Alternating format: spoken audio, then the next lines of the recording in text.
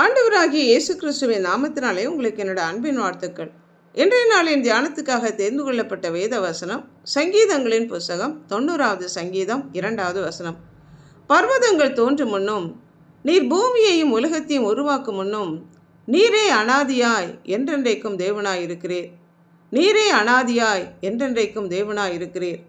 உலக தோற்றத்திற்கு முன்னே, உலகம் உருவாக்கப்படும் முன்னே இருந்தவரும் இருக்கிறவராகவே இருப்பவராகிய சர்வ வல்லமையுள்ள சிருஷ்டிகர்த்தராகிய நித்யானந்த ராஜாவாகிய பிதாவாகிய தேவன் ஆதி முதலாய் அனாதியாய் இருக்கிற தேவன்.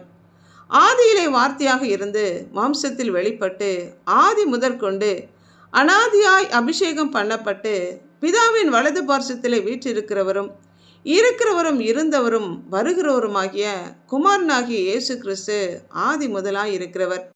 சிருஷ்டிப்பின் ஆதியில ஜலத்தின் மேல் அசைவாடிய தேவ ஆவியாகிய பரிசுத்த ஆவியானவர் தேவனுடைய சிங்காசனத்துக்கு முன்பாக இருக்கிற 7 ஆவியாகிய பூமி எங்கும் உலாவிக் கொண்டிருக்கிற கர்த்தருடைய கண்களாகிய பரிசுத்த ஆவியுமாகிய திரியேக தேவனுக்கு என்றென்றைக்கும் உள்ள சதா காலங்களிலும் ஸ்தோத்திரமும் கனமும் வல்லமையும் மகிமையும் உண்டாவதாக.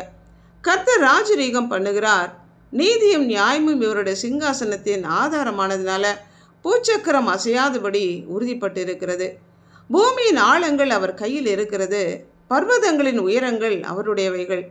சர்வ பூமியின் ஆண்டவருடைய பிரசன்னத்தினாலே பர்வதங்கள் அதிரும். அவைகள் அவருக்கு முன்பாக மெழுகு போல உருகும். இவரே வானத்தையும் அதில் உள்ளவைகளையும் சர்வ சேனைகளையும் சர்வ லோகத்தையும் பூமியையும் அதில் உள்ளவைகளையும் சமுத்திரத்தையும் அவைகளில் உள்ள யாவற்றையும் சிருஷ்டித்த சிருஷ்டிகர்த்தர்.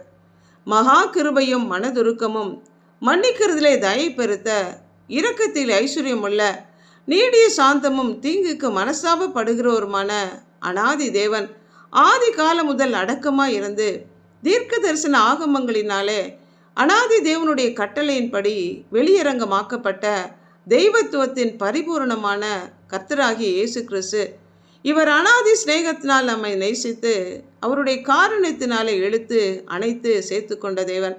இவருடைய கிருபை, இரக்கங்கள், காருண்யம் அவருக்கு பயந்தவர்கள் மேலும் அவருடைய நீதி அவர்களுடைய பிள்ளைகள் மேலும் அனாதியாய் என்றென்றைக்கும் உள்ளது. அனாதி தேவனே உனக்கு அடைக்கலம், அவருடைய நித்திய புயங்கள் உனக்கு ஆதாரம் என்று சொல்லப்பட்ட வசனத்தின்படியாக நமக்கு உயர்ந்த அடைக்கலமாக, நம்முடைய வாழ்க்கையின் ஆதாரமாக தலைமுறை தோறும் நித்திய அடைக்கலமாக இருக்கிறார். ஆபத்து காலத்திலே மாத்திரம் நாம் சென்று அடைக்கலம் பெறக்கூடிய இடமாக அல்ல, நாம் என்றென்றைக்கும் அவருக்குள்ளே தங்கி வாசம் பண்ணுகிற நிரந்தர ஸ்தலமாக, பாதுகாக்கிற கோட்டையாக, அரணாக இருக்கிறார். நம்மை உண்டாக்கின தேவனுக்கு முன்பாக பணிந்து குனிந்து முழங்கால் படியிட்டு தொழுது கொள்ள வேண்டும். ஆனந்தமாய் ஆர்ப்பரித்து முழக்கமிட்டு கம்பீர சத்தமாய் பாடி கீர்த்தனம் பண்ண வேண்டும். இந்த உலகத்தையும் அதில் உள்ள அனைத்தையும் சிருஷ்டித்த நம்மை உண்டாக்கின அனாதி தேவனை அறிந்திருக்கிறோமா? அவருடைய நித்திய புயங்களை ஆதாரமாக கொண்டு இருக்கிறோமா? யோசித்து பார்ப்போம், ஜெபிப்போம்.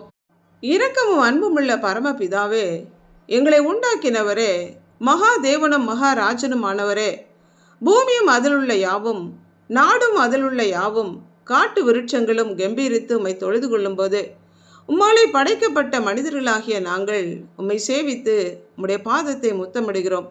கொஞ்ச காலத்திலே பற்றி எரிய போகிற உம்முடைய கோபத்துக்கு தப்பித்து கொள்ளும்படியான கிருபையை நாங்கள் ஒவ்வொருவரும் பெற்றுக்கொள்ளத்தக்கதாக எங்களை அர்ப்பணித்து ஆண்டவராகிய இயேசு கிறிஸ்துவின் நாமத்தினால் ஜெபிக்கிறோம் பிதாவே, ஆமென்.